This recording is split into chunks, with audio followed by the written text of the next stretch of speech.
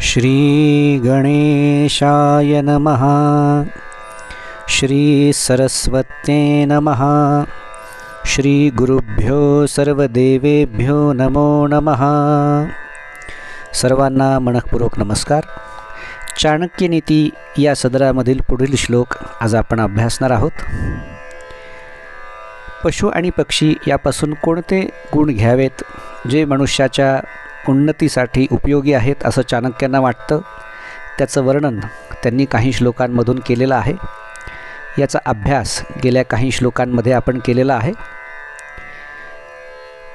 या गुणांची संख्या सांगत असताना चाणक्याने ती एकूण 20 सांगितलेली आहे। 20 असे गुण आहेत जे पशु आणि पक्षी यांच्यामध्ये आहेत, ज्यांची उपयोगिता माणसाच्या प्रगतीसाठी निश्चितच आहे। त्यामध्ये सिंहाकडून 1, बगळ्याकडून 1, कोंबड्यापासून 4, कावळ्यापासून 5, श्वान अर्थात कुत्रा यापासून 6 आणि 3 गुण गाढवापासून घ्यावेत असं चाणक्य सांगतात। गाढवापासून कोणते गुण घ्यावेत हे पुढील श्लोकामध्ये चाणक्य वर्णन करतात। सुश्रान्तोऽपि वहेद् भारं शीतोष्णं न च पश्यति संतुष्टश्चरते नित्यं त्रीणि शिक्षेच्च गर्दभात। अर्थात मनुष्याला गाढवापासून 3 गुण ग्रहण करावेत। त्यामध्ये पहिला गुण आहे, आपल्या मालकाकरता तो कितीही थकलेला असला तरी आपल्या पाठीवरचा भार तो वाहून नेतो। हे काम करत असताना उन्हाळा, पावसाळा, हिवाळा असा कुठलाही ऋतू त्याचा झालेला त्रास तो अगदी निमूटपणे सहन करतो। याशिवाय तिसरा गुण म्हणजे या सर्व परिस्थितीमध्ये तो अत्यंत संतुष्ट असतो आणि प्राप्त परिस्थितीमध्ये संतुष्ट असणे असा तिसरा गुण या ठिकाणी चाणक्यांना दिसला, जो माणसासाठी उपयोगी आहे। अशा 3 गुणांची चर्चा चाणक्याने या ठिकाणी केलेली आहे।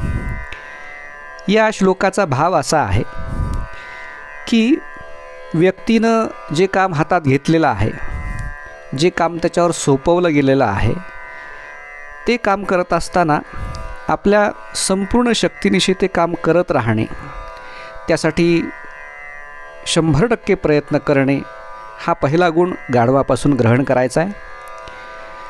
हे कार्य करत असताना सर्दी, गरमी म्हणजे हिवाळा, उन्हाळा याचा त्रास होणारच आहे। अर्थात चाणक्यांना सांगायचं की हे कार्य करत असताना तुम्हाला सुख मिळेल अथवा दुःखाचाही सामना करावा लागेल, तशाही परिस्थितीमध्ये चिंता न करता आपलं कार्य निमूटपणे करत राहणं हाही महत्त्वाचा गुण गाढवामध्ये त्यांना दिसला। आणि तिसरा गुण दिसला तो म्हणजे जे कार्य आपण करतो आहोत त्या कार्याचं जे फळ मिळेल ते अत्यंत संतुष्टपणे स्वीकारणे हा अत्यंत तिसरा महत्त्वाचा गुण चाणक्यांनी या ठिकाणी वर्णन केलेला आहे। आपल्याला गाढव हा प्राणी सहजपणे रस्त्यावरून जाता येता कुठेही दिसतो। पूर्वीच्या काळी माती वाहून नेणे, विटा वाहून नेणे, बांधकामासाठीचे मोठे मोठे दगड वाहून नेणे अशी कामं गाढवांकडून करवून घेतली जात होती। आजही ग्रामीण भागामध्ये किंवा ज्या ठिकाणी मोठी वाहने जाऊ शकत नाहीत अशाही ठिकाणी गाढवांचा वापर बांधकामाचे साहित्य वाहून नेण्यासाठी केला जातो। या संपूर्ण गाढवांचं आपण निरीक्षण केलं तर चाणक्यांनी सांगितलेले हे 3 गुण आपल्याला त्यांच्याकडे पाहिल्यानंतर लक्षात येतील। अशा एकूण आतापर्यंत ज्या झालेल्या श्लोकांमध्ये आपण वेगवेगळ्या पशु आणि पक्ष्यांकडून 20 गुण मनुष्यानं प्राप्त केले पाहिजेत। त्या 20 गुणांची यादीच या ठिकाणी चाणक्याने सांगितलेली आहेत आणि याचं फळ काय आहे या 20 गुणांचं तेही चाणक्य या शेवटच्या श्लोकांमध्ये सांगतात। य एतान 20 गुणानाचरिष्यति मानवः कार्यावस्थासु सर्वासु अजेयः स भविष्यति। जो व्यक्ती या 20 गुणांना ग्रहण करतो, शिकून घेतो, आचरणात आणतो, आपल्या जीवनामध्ये या 20 गुणांचा योग्य ठिकाणी उपयोग करतो, त्याला काय फळ प्राप्त होतं, तर तो आपल्या कार्यामध्ये यशस्वी होतो आणि कुठल्याही परिस्थितीमध्ये त्याला विजय प्राप्त होतो. चाणक्यांचा हा आत्मानुभव आहे.